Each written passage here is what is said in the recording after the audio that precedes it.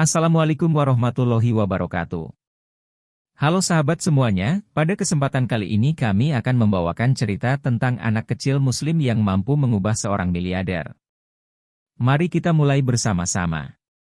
Di sebuah kota besar yang dipenuhi gemerlap kehidupan modern, seorang miliarder bernama Hendro Wijaya hidup dalam kesepian meski bergelimang harta.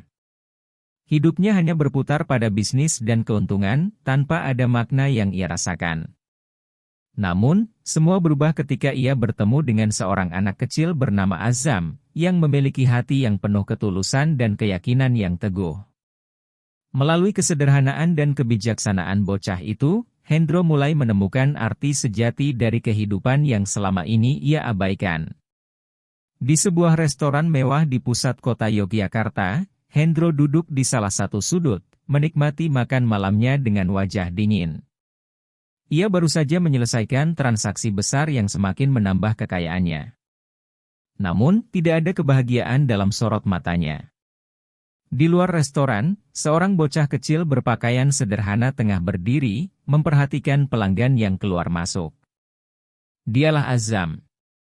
Hari itu ia sedang mencari cara untuk membantu Bu Siti, ibunya, yang dagangannya kurang laku di pasar. Ia melihat seorang pria tua dengan jas mahal membuang makanannya ke tempat sampah.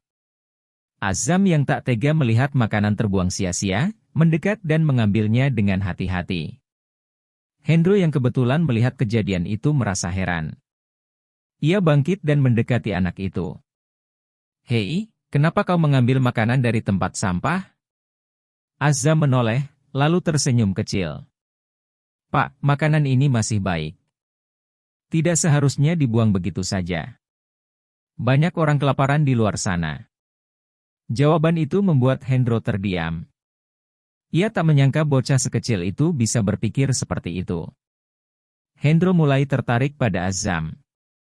Ia mengajaknya makan di restoran dan bertanya lebih banyak tentang kehidupannya. Azam menceritakan bagaimana ia kehilangan ayahnya sejak kecil dan ibunya bekerja keras untuk mencukupi kebutuhan mereka. "Kalau tidak punya banyak uang, apakah kau tidak merasa sedih?" tanya Hendro. Azam menggeleng. "Tidak, Pak. Allah selalu mencukupi rezeki kami. Saya hanya perlu berusaha dan bersyukur." Hari itu, Hendro mengantar Azam pulang ke rumahnya. Ia terkejut melihat tempat tinggal bocah itu yang sangat sederhana. Sebuah rumah kecil berdinding bambu, dengan perabotan seadanya. Namun, suasana di dalam rumah terasa hangat dan penuh kasih sayang. Seiring waktu, Hendro sering datang ke kampung Azam. Ia mulai merasakan kebersamaan yang berbeda. Ia diajak ikut dalam kegiatan warga, seperti gotong royong, pengajian, dan membantu orang-orang yang membutuhkan. Ia melihat kebahagiaan sejati tidak datang dari harta, tetapi dari hati yang tulus dan kehidupan yang penuh keberkahan. Salah satu malam, Hendro berbincang dengan Pak Hadi, ulama kampung itu. "Pak Hadi, saya sudah melihat banyak hal di dunia ini. Tapi, baru kali ini saya merasa benar-benar tenang. Mengapa hidup saya dulu terasa begitu kosong?" Pak Hadi tersenyum bijak. Karena kekayaan yang sejati bukanlah harta, melainkan hati yang bersyukur dan keberkahan dari kebaikan. Jawaban itu semakin menguatkan keyakinan Hendro untuk mencari makna yang lebih dalam hidupnya. Ketika Hendro semakin dekat dengan Azam dan kehidupannya, bisnisnya mulai goyah. Banyak mitra yang kecewa karena Hendro lebih banyak menghabiskan waktu di luar kota. Para pemegang saham mulai mempertanyakan loyalitasnya. Suatu hari, Pak Anton, rekan bisnisnya, datang dengan wajah tegang. "Pak Hendro, kita kehilangan investor besar. Jika Anda terus mengabaikan bisnis, kita bisa mengalami kerugian besar." Di saat yang sama, Azam juga menghadapi cobaan. Ibunya jatuh sakit parah dan membutuhkan perawatan yang mahal. Azam bingung bagaimana harus mencari uang.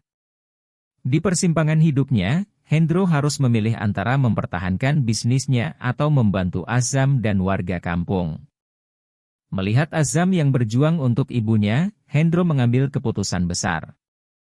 Ia menjual sebagian besar sahamnya dan memutuskan untuk tinggal lebih lama di kampung Azam. Aku sudah terlalu lama hidup untuk uang, ujar Hendro kepada Rizky. Sekarang aku ingin hidup untuk sesuatu yang lebih berarti. Ia menginvestasikan hartanya untuk membangun rumah sakit kecil di kampung itu, membiayai pengobatan Bu Siti, serta membuka lapangan pekerjaan bagi warga sekitar. Hendro juga membangun sekolah agar anak-anak di kampung tidak lagi kesulitan mendapatkan pendidikan. Keputusan ini tidak mudah.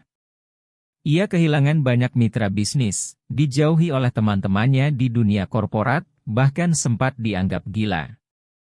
Namun, Hendro yakin ini adalah jalan yang benar. Suatu hari, Azam mendatangi Hendro dan memeluknya. Pak Hendro, terima kasih. Tanpa Bapak, ibu saya mungkin tidak akan selamat. Saya tidak tahu bagaimana harus membalas kebaikan Bapak. Hendro tersenyum dan mengusap kepala Azam. Cukup dengan menjadi orang baik dan meneruskan kebaikan ini, itu sudah lebih dari cukup. Beberapa tahun berlalu, kampung Azam berkembang pesat. Hendro tidak lagi dikenal sebagai miliarder, tetapi sebagai dermawan yang telah mengubah hidup banyak orang. Azam tumbuh menjadi pemuda yang cerdas dan sukses. Ia memilih untuk meneruskan perjuangan Hendro dalam membantu sesama. Suatu hari, Hendro berbincang dengan Azam di bawah pohon besar di dekat masjid kampung. Azam, dulu aku mengira uang adalah segalanya. Tapi kau telah mengajarkanku bahwa kebahagiaan sejati ada dalam berbagi dan membantu sesama. Azam tersenyum. Dan Bapak telah mengajarkan saya bahwa setiap orang bisa berubah. Yang penting, niat kita harus baik. Mata Hendro berkaca-kaca. Ia kini menyadari bahwa perubahan yang ia alami adalah sesuatu yang lebih berharga daripada semua kekayaan yang pernah ia milik. Pesan moral. 1. Kekayaan sejati bukanlah harta, tetapi hati yang bersyukur. 2. Keikhlasan dan kebaikan hati bisa mengubah seseorang. 3. Bersyukur dan berbagi adalah kunci kebahagiaan sejati. 4. Jangan menilai seseorang dari materi. 5. Setiap orang bisa berubah ke arah yang lebih baik. Hendro, sang miliarder yang dulunya hidup dalam kehampaan, kini menemukan makna hidupnya berkat seorang bocah kecil yang tulus. Kehidupan yang sejati bukan tentang seberapa banyak kita memiliki, tetapi seberapa banyak kita memberi. Demikian cerita yang bisa saya bagikan, semoga bermanfaat untuk kita semua. Wassalamualaikum warahmatullahi wabarakatuh.